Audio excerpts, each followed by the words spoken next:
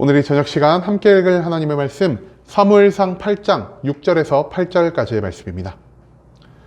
사무엘상 8장 6절에서 8절까지의 말씀 여러분들을 대표해 제가 읽도록 하겠습니다. 사무엘상 8장 6절 말씀부터 제가 계속해서 읽어나가도록 하겠습니다. 우리에게 왕을 주어 우리를 다스리게 하라 했을 때 사무엘이 그것을 기뻐하지 아니하여 여호와께 기도하매 여호와께서 사무엘에게 이르시되 백성이 내게 한 말을 다 들으라. 이는 그들이 너를 버림이 아니요 나를 버려 자기들의 왕이 되지 못하게 함이니라. 내가 그들을 애굽에서 인도하여 낸 날부터 오늘까지 그들이 모든 행사로 나를 버리고 다른 신들을 섬긴 같이 내게도 그리하는도다.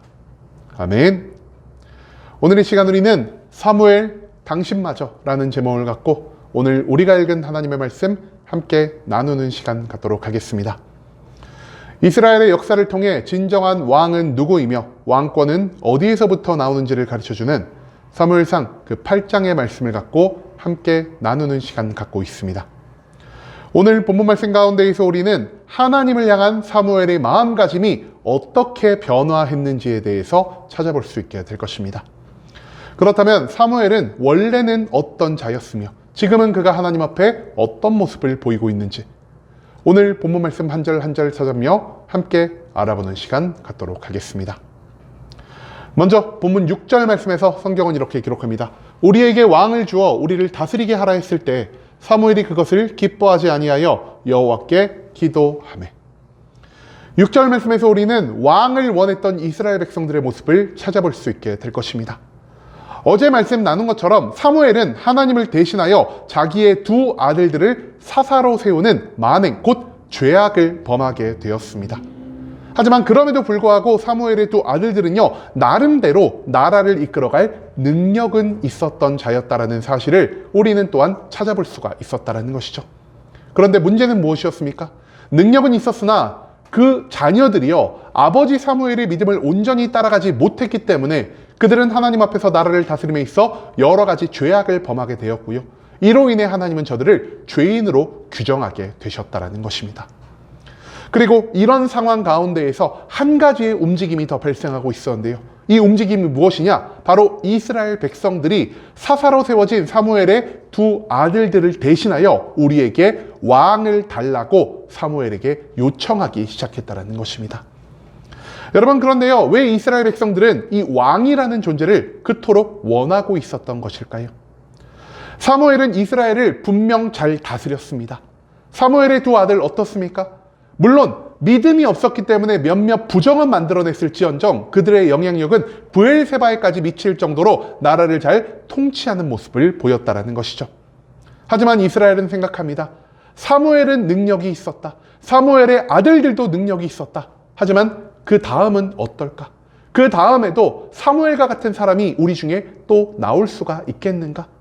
만약 사무엘과 같은 사람들이 우리 가운데 나타나 우리를 다시 한번 다스려주지 않는다면 우리는 블레셋이나 또 다른 이방 민족에 의해서 침공을 당할 수 있지 않겠는가? 우리는 위기에 처했다. 우리를 위기에서 구해줄 수 있는 건 이제 하나님의 선택을 받아 띄엄띄엄 세워질 수 있는 사사가 아니라 아버지로부터 자식, 자식으로부터 손자에게로 이어지는 이 시스템을 갖춰진 왕권이다라는 것을 이스라엘 백성들은 생각하게 되었다라는 것입니다. 즉, 만약 왕이 세워진다면 왕이 대대손손 우리를 다스리며 우리를 대신하여 이방 민족들과 전쟁을 벌이고 그것으로 인해 우리를 안전하게 보호해 준다면 사무엘과 같은 그 능력자가 없더라도 우리는 이 땅 가운데에서 충분히 안정을 누리며 살아갈 수 있다는 이런 생각을 이스라엘 백성들이 하기 시작했다는 것입니다. 여러분, 그런데 왕을 구하는 이스라엘 백성들의 모습 사무엘은 어떻게 보았다라고 성경 말하고 있죠? 사무엘이 그것을 기뻐하지 아니하였다라 규정하고 있습니다. 또한 이스라엘의 모든 요청을 기뻐하지 않은 사무엘은요, 나 혼자 이 모든 것들을 결정하는 것이 아니라 하나님도 이것을 기뻐하지 않을 것이다 라고 생각하여 하나님께 이 모든 기도의 제목을 아뢰는 모습을 보였다는 것, 그것을 우리는 이 6절 말씀 가운데에서 찾아볼 수가 있다는 것이죠. 그 다음 이어진 7절에서 성경은 이렇게 기록합니다. 여호와께서 사무엘에게 이르시되 백성이 내게 한 말을 다 들으라. 이는 그들이 너를 버림이 아니요 나를 버려 자기들의 왕이 되지 못하게 함이니라. 이 7절 말씀에서 우리는 사무엘의 기도에 대한 하나님의 응답이 무엇이었는지를 찾아볼 수 있게 될 것입니다. 이처럼 왕을 원하는 백성들의 요구를 기뻐하지 않으며 하나님께 기도한 사무엘은요, 즉시 하나님의 응답을 받을 수 있게 되었습니다. 하나님이 사무엘에게 어떤 것을 말하고 계십니까? 사무엘아, 내가 이미 이스라엘 백성들의 모든 말을 들었고 저들의 생각 가운데 있는 것이 무엇인지를 알고 있노라라는 것을 말씀하여 주셨다라는 것입니다. 즉, 우리가 앞서 나눈 것처럼 이스라엘은 미스바에서 사무엘을 통해 하나님과의 온전한 관계를 회복하게 되었지만 다시 한번 시간이 흐르자 하나님이 없는 것처럼, 즉 왕이 없는 것처럼 자기의 옳은 소견대로 살아가며 여기에 하나님이 아닌 또 다른 인간의 왕을 구하는 죄악을 더하는 모습을 보였다라는 사실을 이 말씀은 우리들에게 보여주고 있다는 것입니다. 눈에 보이지 않는 하나님, 그 살아계심, 전지전능하심, 우리를 향한 사랑과 계획을 이스라엘 백성들은요, 온전히 깨닫지를 못했다라는 것입니다. 그렇기 때문에 그들이 구한 건 무엇입니까? 우리의 눈에 보일 수 있는, 우리의 국가에 완벽한 시스템을 만들어줄 수 있는 인간의 왕을 하나님의 왕보다 더 구하는 모습을 보였다라는 것이죠. 즉, 언약궤 강탈과 언약궤의 귀환을 통해서 다시 하나님께로 돌아올 수 있게 되었지만 한 번 더 하나님이 없는 것처럼, 왕이 없는 것처럼 자기 멋대로 살아가려 한 이 이스라엘의 죄악된 모습, 이스라엘의 어리석고도 연약한 모습을 우리는 이 말씀 가운데에서 찾아볼 수가 있다는 것입니다. 여러분, 그런데요, 이 모든 말씀을 하신 후 하나님이 마지막으로 사무엘에게 하신 말씀이 굉장히 충격적인 말씀입니다. 하나님이 사무엘에게 뭐라고 하셨죠? 이는 그들이 너를 버림이 아니오라 말하고 있습니다. 여러분, 여기서 너는 누구를 의미하는 것일까요?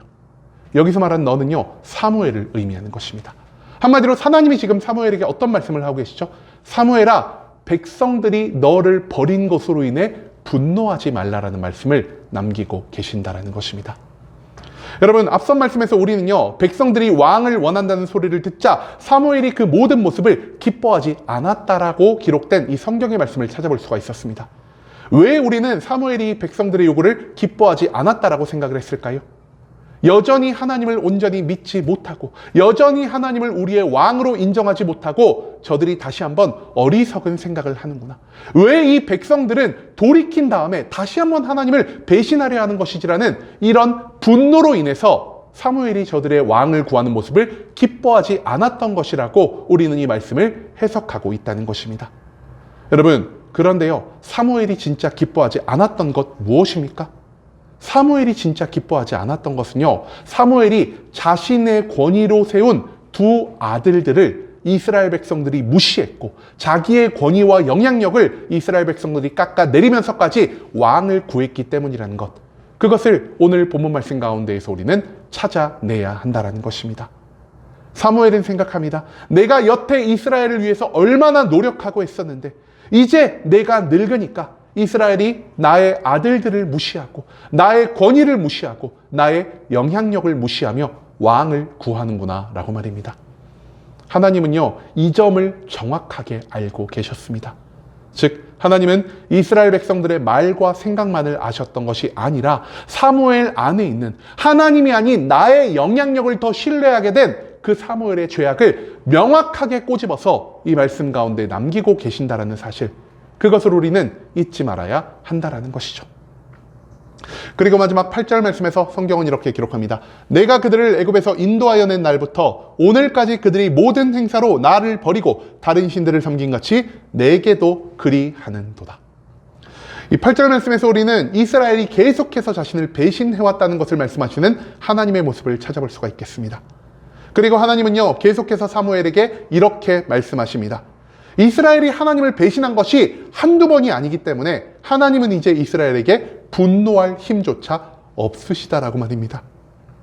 여러분, 하나님은요, 출애굽기의 말씀을 통해 애굽에서 이스라엘 포로들에게 자유를 주시고 그 광야 가운데에서 하나님은 이스라엘의 왕이 되시고 이스라엘은 하나님의 백성이 된 이 언약의 관계를 맺으셨습니다. 문제는 언약 관계를 맺은 이후로부터 이스라엘은 계속해서 하나님을 배신하고 하나님이 아닌 다른 것들을 더욱 섬기려는 모습을 보였다는 것입니다. 여러분, 이스라엘이 하나님을 어떻게 배반하는 모습을 보였습니까? 가장 먼저 이스라엘은 광야 가운데에서요, 금송아지 신상을 만들어 하나님을 대신하여 이 송아지의 신상을 섬기고자 했습니다.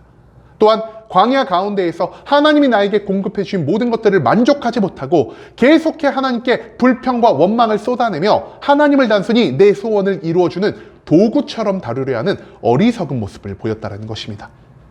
사사의 시절은 어떻습니까? 사사의 시절 이스라엘 백성들은요, 왕, 곧 하나님이 없는 것처럼 자기 옳은 소견대로 살아가는 모습을 보였고요. 사사의 시기가 끝나 이 사무엘의 시기가 돌아왔을 때는 하나님보다는 하나님의 언약궤를, 하나님보다는 바알과 아스타롯 같은 우상을 더욱더 섬기며 살아간 것이 바로 이스라엘의 배신의 모습이었다는 사실, 그것을 우리는 한 번 더 돌아볼 필요가 있다는 것이죠. 그리고 이제 이스라엘이 마지막으로 하나님을 대신하여 무엇을 구하고 있습니까?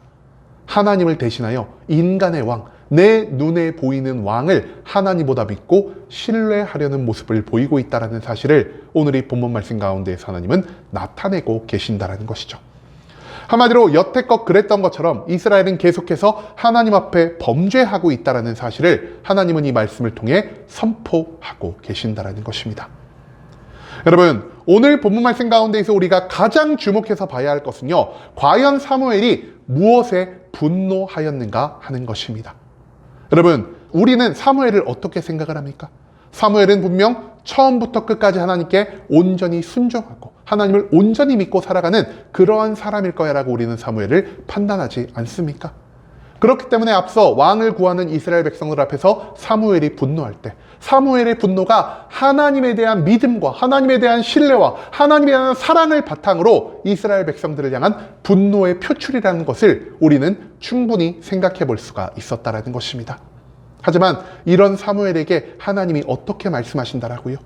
사무엘아, 나는 너가 왜 분노하는지를 알고 있다. 저들이 나를 버리는 것처럼 너를 버리려 하니 너도 이제 저 백성들에게 분노하는 모습을 보이는구나라는 이 말씀을 하나님은 우리들에게 가르쳐주고 계신다는 것입니다. 물론 사무엘은요, 여전히 하나님을 믿는 사람이었습니다. 하지만 권력의 자리에서 굉장히 시간을 오래 보내고요, 그의 나이가 많아짐에 따라 사무엘은 하나님과 동시에 무엇을 더 믿게 됩니까? 나의 영향력, 나의 권력, 이스라엘 전체를 다스릴 수 있는 나의 힘을 더 신뢰하는 모습을 보였다는 것입니다. 그렇기 때문에 그는요, 하나님을 대신하여 왕을 세우는 것에 화를 낸 것이 아니라 왕이 세워짐으로 인해서 나의 영향력이, 나의 힘이, 나의 노고가 물거품이 되는 것을 분노했었다라는 사실, 그것을 우리는 이 말씀 가운데에서 진지하게 생각해 볼 필요가 있다는 것입니다. 여러분, 여기서 우리는 인간의 나약함을 발견할 수 있습니다. 한평생 하나님께 신실할 것 같았던 사무엘도요, 오랫동안 권력자로 생활하고 나이를 먹으니 하나님만큼 자기의 능력을 신뢰하기 시작했다는 것.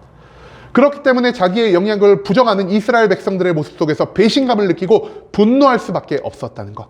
즉, 하나님은 어떤 일이 있어도 우리를 향한 사랑과 우리를 향한 책임과 의무를 멈추지 않는 분이시지만 우리는 하나님과 달리 하나님께 신실한 모습을 보일 수가 없는 연약하고도 어리석은 존재라는 사실을 오늘 이 본문 말씀은 우리들에게 강조하고 있다는 것이죠. 그렇기 때문에 오늘 이 말씀을 통해서 우리가 배워야 하는 건 무엇입니까? 우리 스스로의 믿음을 과신하지 말아야 한다는 것입니다.